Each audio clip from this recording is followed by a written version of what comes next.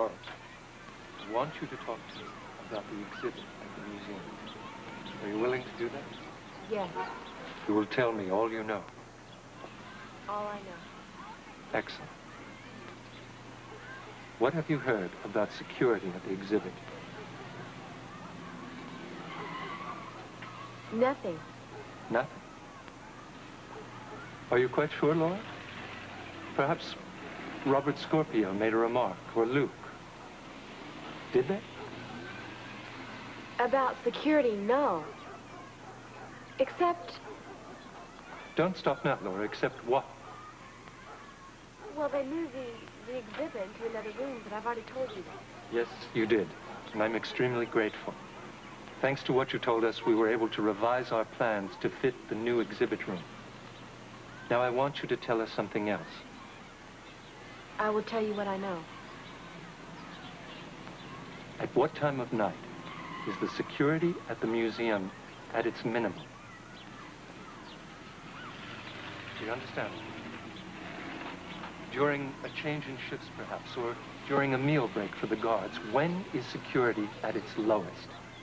Will you get that information for me? I will try. Good. That's all I ask. Just keep listening to Scorpio and Spencer. And as soon as you hear something, anything at all concerning the exhibit, I want you to come to me. Do you understand, Laura? Don't wait for me to call you. As soon as you hear anything at all, come to me. Do you understand? Yes, come to you. I understand. I will go to David. Say it, Laura.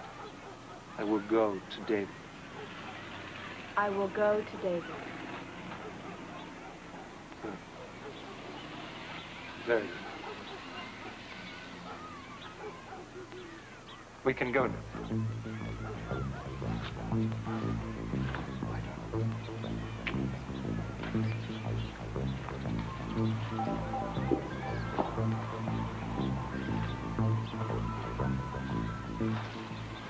So we're agreed. We make Laura think that the exhibit is being closed. She takes that information to Gray. He moves faster than he's ready, and we move in for the kill, Reyes? Yes, but there's one massive great hole in this. Look, if she takes the information, and if she goes and feeds it to Gray, he's never going to buy it. The entire town knows that this exhibit runs for a month. Robert, you underestimate yourself again. Oh. No, don't look at me like that. I'm counting on you, pal. You can tell Forbes something. Like I said earlier, maybe you found a plot. All that stuff's going to be ripped off. You tell Forbes that. This is a fairy story. He's never going to buy it. Well, then if he doesn't, we go to Ambassador Tabriz. That one, yes. Tabriz. Yeah. We go to him. He doesn't want his national treasure stolen, does he? Look, will you be a little bit realistic about this? At great lengths, I have tried to convince those two that they got the best security system there since Fort Knox. Now I go in and I say, hey, it's not going to do the job. What do? They fire me, they bring in somebody else, and the exhibit goes on as planned. Good point. I knew you'd like it. All right, then, the hell with it. I'll tell you what, we will convince Laura that it's going to happen, but we'll just make her think it's going to happen. You don't have to talk to Forbes. All right. She'll take the same information to Gray. It doesn't have to be real. I'm prepared to try anything at this point. Well, we're going to need to try anything, and I think it's going to work, man. Good. If she can get that information to him, and she will, and he believes it... Where is for the kill. Where We're for is the kill. Go find her. Let's get her. While I was running, all I could think about was you and Arthur. How did it go, Steve? It didn't. But he was here, getting his official notice. I mean, he was here when I left. Audrey, I tried my darndest to get him to drop the hearing. He refused? Flatly. Oh, he did say he had some regrets about having to go through with the hearing. And then he said something rather strange. What? He said he wishes he could stop the hearing, but he can't. Didn't he explain what he meant? No, that was it. As far as Arthur Bradshaw is concerned, the hearing is going to take place, period. And we know what that's going to do to Anne. And if the hearing turns out the way we think it will, you're going to have to fire her.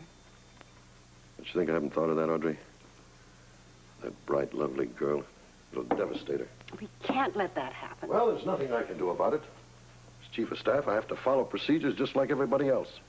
Arthur demanded a hearing, and the committee has decided to go ahead with it. And as you just pointed out, if the hearing goes against Anne, I'll just have to fire her. You know, there may be one way to spare her. If we can make her realize that the outcome is inevitable and try to persuade her to resign right now, then she wouldn't have to go through all this ordeal.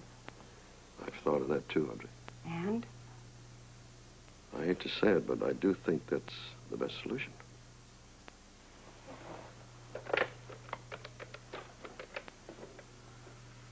Oh, Jesse, I'm glad I caught you. Would you do me a favor and locate Ann Logan and send her right up to my office? Thank you. Damn, I hate this. If only somebody would get through to Arthur, make him drop this blasted hearing. No, it's perfect timing. I want you to speak for me at the hearing. No, Arthur, I'm not going to speak for you. Because I think you're wrong. Now, it's not even a matter of being right or wrong anymore. We're talking about destroying a nurse's career. I mean, all her life she's put into a career. You're going to send it down the tubes. Why, because she made an accusation against you? She didn't even take it public. Are you through now? Yeah, except to say, for the last time, will you drop the hearing before it's too late? No, I would if I could. I can't. No! You mean you won't? I said I can't. And that's exactly what I meant. I can't. I don't understand you.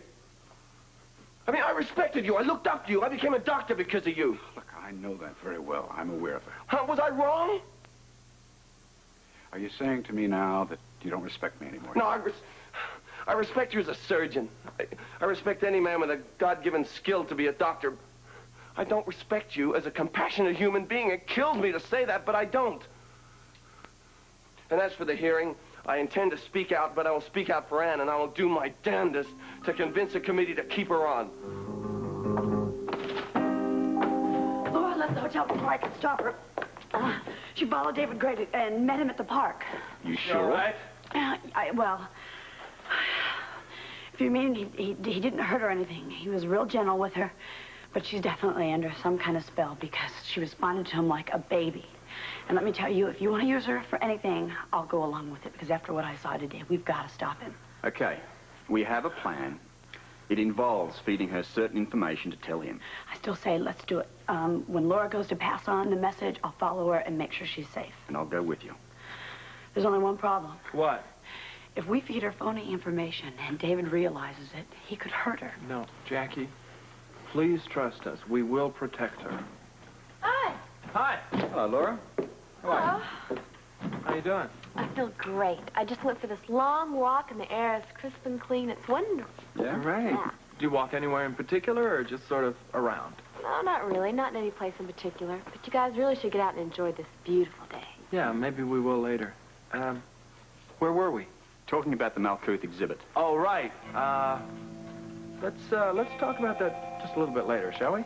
I'll make a point of it. Okay. Remind me. Indeed. Thanks for coming up so promptly, Ann. Please sit down. Mm-hmm.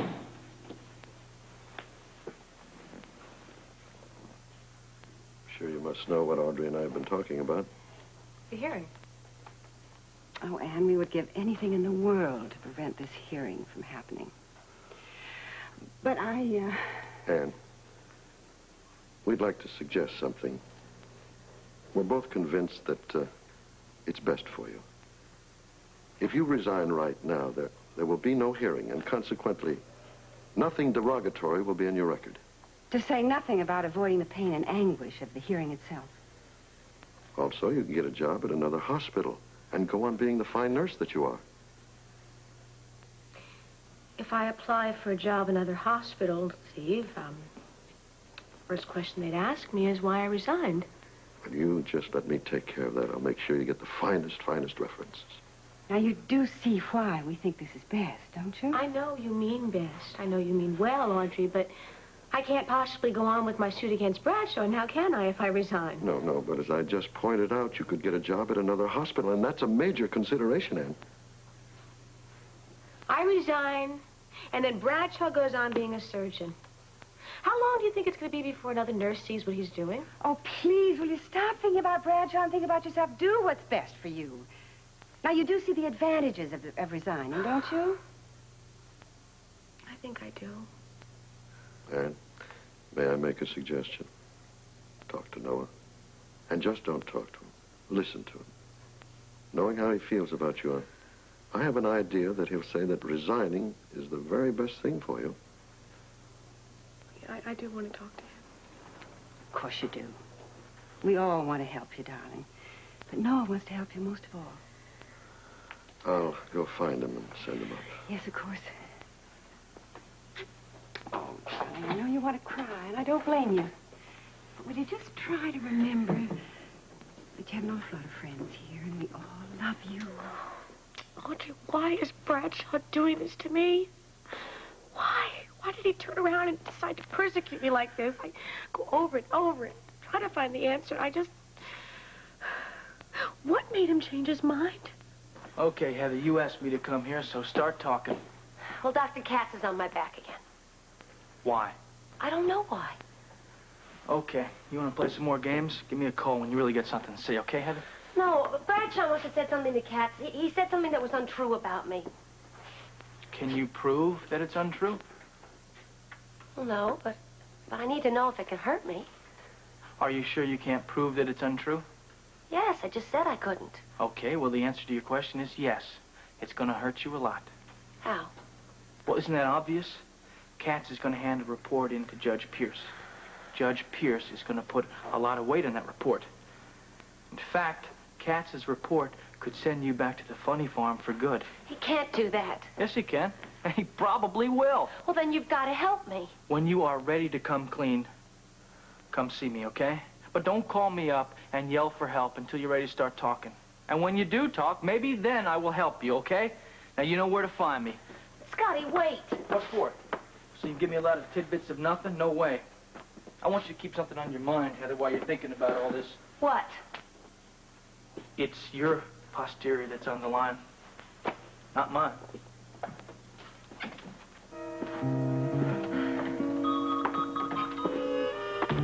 Now, the only thing about this crisp, wonderful air is that it made me hungry. What do you have to eat? Well, in the kitchen, I think there's quite a bit of stuff. Why don't you go in and whip something up for all of us? I think we're all a little famished. Yeah, sounds good. Come on, sis, we'll show them our skills. Okay. All right. As soon as you help her with that, come on back. We've got things to discuss, all right? All right, but why? Why? Because she's going to listen in, and we're going to feed her the information we need to feed her, okay? Okay. You realize the minute that she knows anything, she's going to go straight back to Gray. I mean, he's probably got a program not to mess around. I'm counting on that, pal, and when she does take off, you and Jackie both go on and follow her, all right? Agreed. But I doubt that Gray would harm her just yet. I mean, he knows, well, leastways not till after the heist. He knows if he hurts her, we're going to be all over him. He doesn't want that. True, but let's don't assume anything. She's going to take information to Gray. I want you and Jackie both on her tail, okay? Okay. A certain pleasure I have in mind, which I hope I don't have to enjoy just at the moment. Robert, whatever is necessary, we do. We do. With gusto and enthusiasm. You got it, pal. Here. Come on. Blow your nose. Blow your nose. Thank you. Come in. Oh, Noah. I'll leave you two alone. Okay, thanks, Audrey.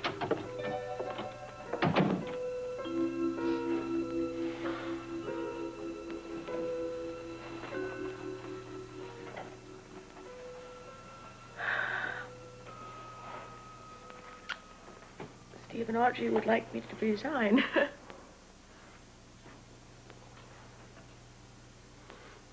Is that what you want? I don't know.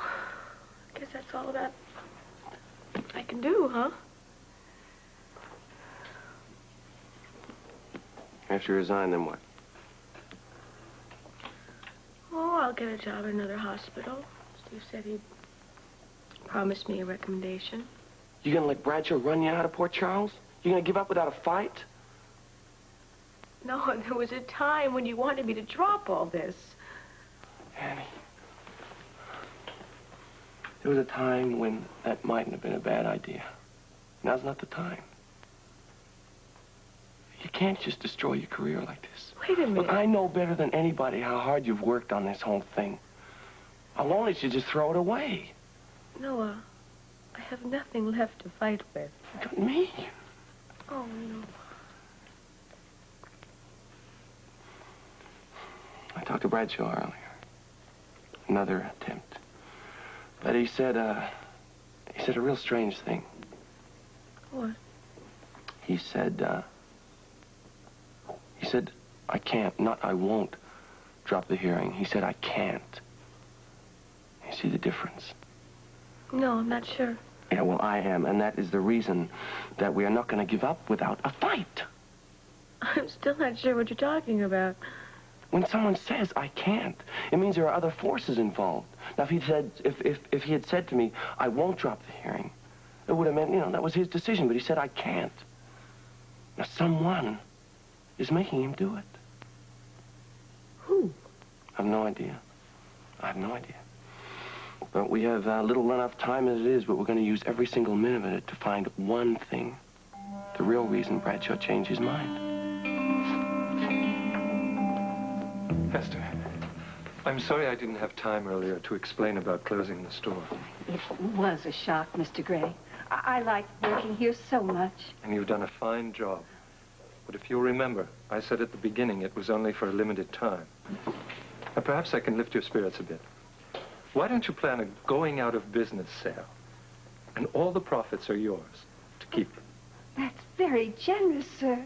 But I'm still sorry it has to end. So am I, Hester. But everything must come to an end sometime. There are no exceptions to that rule. May I ask, Mr. Gray, is your other business in Port Charles also completed? Almost, Hester. When, after I leave, Yes, sir. everything that's in inventory is yours. All of it? Well, I can't believe it, Mr. Gray. Won't you be needing anything at all? Just a little box with 2 buttons on it. But that's my little joke, Hester. Everything here is yours.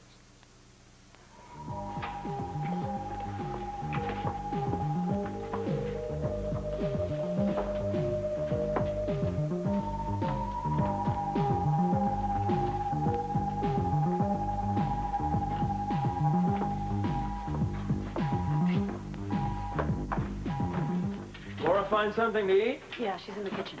Good. Before she comes out, I want to talk to you about something I don't want her to hear. Robert has discovered that they are going to close the Malkuth exhibit at the museum at the end of the week. But I thought it was going to run for a month. It was. I convinced the director that it was unsafe to keep it open. Why not? Because, as Robert says, as long as David Gray is in town, nothing in the exhibit is safe. This one little point you should know here, Jackie. The exhibit will close very quickly. No press announcements, no public statements. Forbes is meeting with the ambassador right now, even as we speak. We're waiting for the final word tomorrow. Listen, I heard this really funny story. Tiffany rings up and says that Lila Quartermain and Emma Lutz come into the store. They've got this German chef. This dog's incredible. Walks up. It's got a bottle of gin around its neck. No. Hey, Laura, did you find something to eat? What? Something to eat. Did you find it? Oh, no. You know, I decided I wasn't really hungry, so I think I'm going back to the hotel. But I thought you were starving. No, I changed my mind, but if I get a sudden hunger pain, I'll stop on the way, okay? Whatever suits you, love. Sure, babe. Bye. Bye. Take care. See you at the hotel. Come on, You let's heard it? follow She her. bought it. Yeah, she's got it. No, wait. That might be really too risky if we follow her. Why don't we take the shortcut, hide before she gets there? Okay, good idea. Okay. Keep the home, not with the boat, all right? All right. I won't burn the Put boat. your matches away. We're on a roll here. Don't blow it. Oh.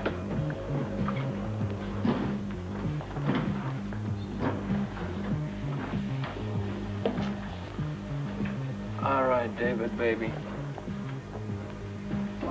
Here we go. Here we go.